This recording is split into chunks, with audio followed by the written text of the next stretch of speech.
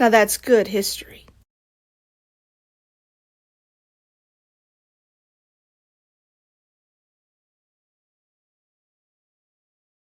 Hello everybody, welcome back to A Toast of History. Once again, I'm your host, Jared Humphrey, and I'm here to serve you up a pint of history. Hope it goes down nice and smooth. Now, today is one of our Ohio boys. Yay, Ohio! O-H! I heard you. I-O, baby. I-O. Now, yes, it's a thing with us Ohioans. He was another one-and-done president. But this one wasn't his fault, and we're going to get into that. So today is Rutherford B Hayes. Who? This is what your history books didn't tell you about President Hayes. Rutherford B Hayes was the 19th President of the United States. He served multiple terms as governor of Ohio. He was a member of the U.S. House of Representatives from Ohio. Military service, he served 4 years in the Union Army, gained the rank as Brigadier General. Hayes' early life was very tragic. He never knows his father. He dies before he's even born. His sister dies in childbirth. Now, mom's a single mom. They don't have the same opportunities as they have today where they can work. So she rents the local farm out to gain some money. His uncle really helps him out with getting him materials. He gives him books and school materials and tries to help further his education, which ends up working. He becomes a very successful student. He ends up going to a small university some of you might have heard of called Harvard.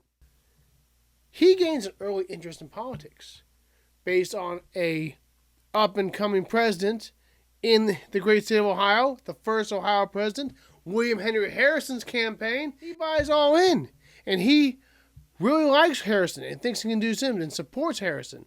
And when Harrison wins, he really goes all in and says, hey, I really like this politics thing. I might touch on this later.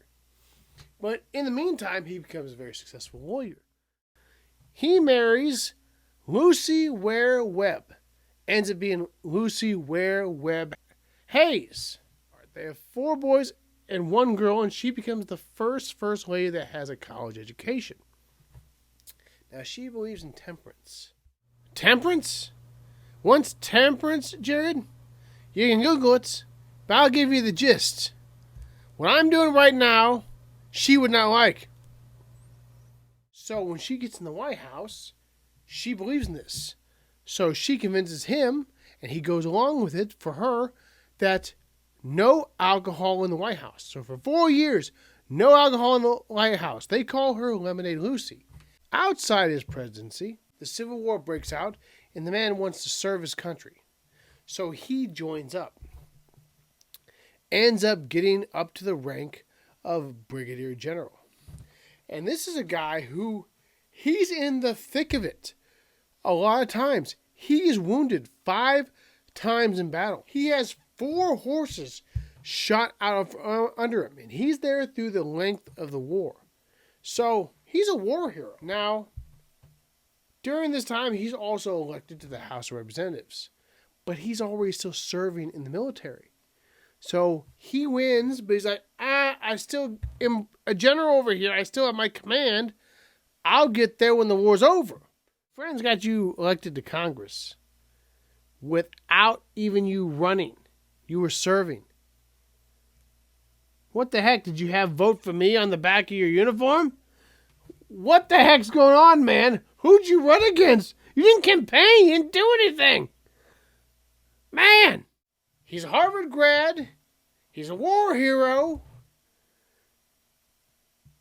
So, and he was a governor. So, hey, you have all the dink, dink, dink, dink.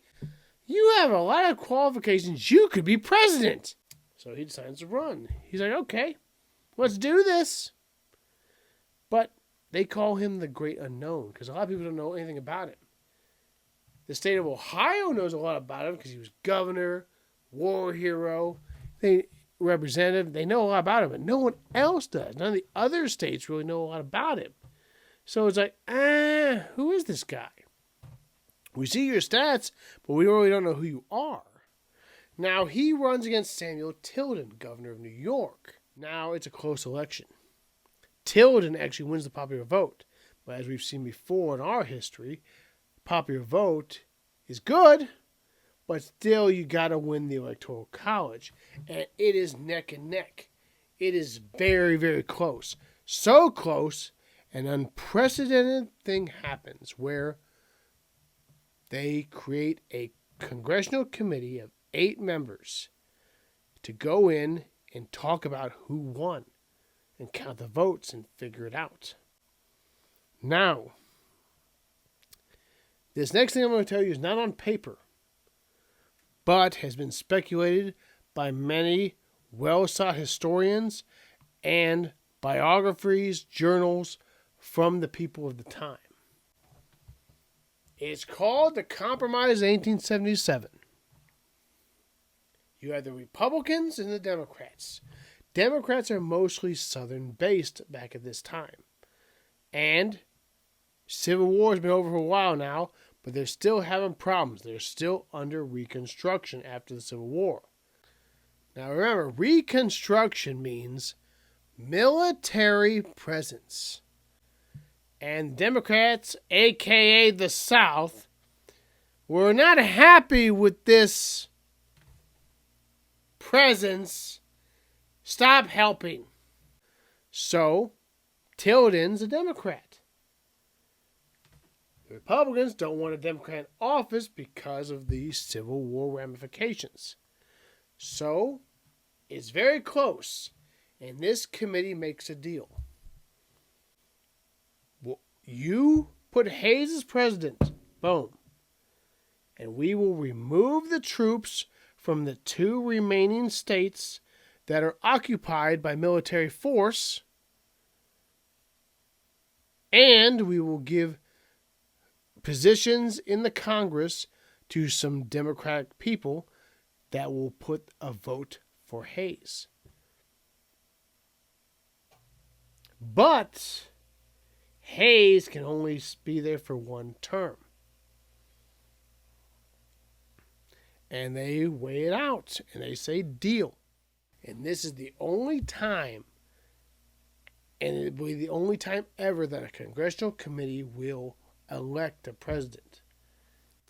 Prior to the Civil War breaking out, I know one congressman beat a man with a cane on the congressional floor. So you know what? Maybe war was not as different as Congress. Maybe that was a coin flip for you. Now, during his presidency, this guy, I'm telling you, he was a man before his time. First off, there was a time when every dollar you held was backed by gold. So therefore, if you went to the bank, you could say, no, I want gold for this. And they would give you $1 worth of gold, or 20 worth of gold, 100 or 50, that much worth in gold. Now with the technological age, it's not backed by gold anymore. You can't do that. But at his time, you could. But the Republicans, which was his party, silver was more prevalent. We need to do half and half because we have more silver than we have gold. And we'll have these silver certificates. He said no. He vetoed it. No. Gold is the way to go. And he fought for it. And now, boom, World War I, World War II, we had more gold than any other country based on this man's ideology. Like, you know what? Yes, it's controversial here, but no, it's going to work in the end. So he was dead before it became in fruition. But yes, gold was the way to go. He allowed women to speak in Congress? They allowed to speak in the Supreme Court? Yeah, it's a thing, man. Donald Trump just put in a Supreme Court justice. Start with this guy. Yes, he only had 4 years, but you know what? He put in seeds. And this was one of them that grew, and look what it is today.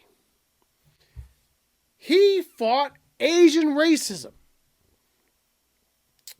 A lot of people were coming in from Asia into California.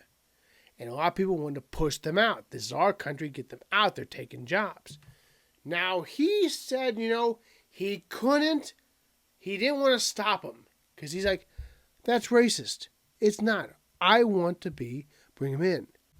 He fought for civil rights. African Americans should have the right to vote, own property, all this. Now, like I said, he was a man before his time. This man also thought, there was a lot of open spaces in the White House on the walls. There should be some more pictures here. He commissions portraits of Jefferson, Adams, and my boy Andrew Jackson. He has some old hickory on the wall. I heard that there are some people say that you were not all on board with your wife's temperance movement. So, I have no foes to your wife here. She's not looking. Civil rights, baby. But now some presidential firsts that no other president did but this man. You like Siamese cats?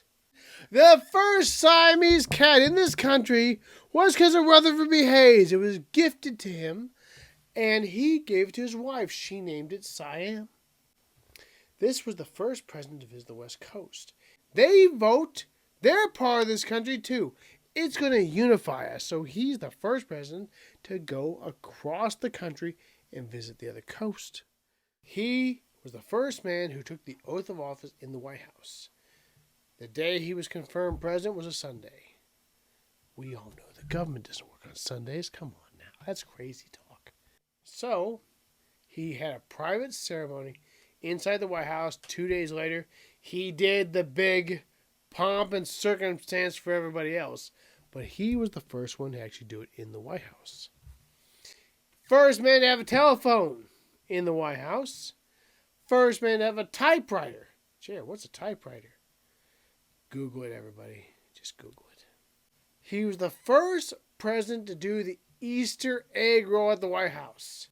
It went from Hayes in 1877 to 2019. 2020 and 2021 were canceled due to COVID restrictions. And I hope 2022 we will get back to the Easter egg roll because it's tradition. Hayes started it. We need our Easter egg roll. A toast to President Rutherford B Hayes. Now, he came into office as the great unknown. His fraudulency, Rutherford B Hayes, already hasn't even stepped into office and put a dot on an I, and already here come the critics. The man was a man ahead of his time. He fought for civil rights, fought for the gold standard, fought for women to speak in the Supreme Court. At this time, these were radical ideas. That all these ideas are commonplace today. When a seed is planted, you don't see the seed. You see the plant. This man was the seed. And we do not see the seed because we see the plant. He might have not have been the most epic president. But 10 years later, he would have been. So, remember, he got the ball rolling. He was the seed. And this seed rose to the top. And he ended the Civil War. Even though it was a compromise, brought 2 states back into the Union, removed occupation, the nation could finally heal. We have a man who planted seeds socially, economically, to make this nation finally heal. The war was finally over with Rutherford B Hayes. To Rutherford B Hayes, Mr. President, you never saw the fruit of your works. Though we have some bad apples here today, the tree is growing, the tree is fine, and we will, with some pruning, work it out. Happy birthday, Mr. President.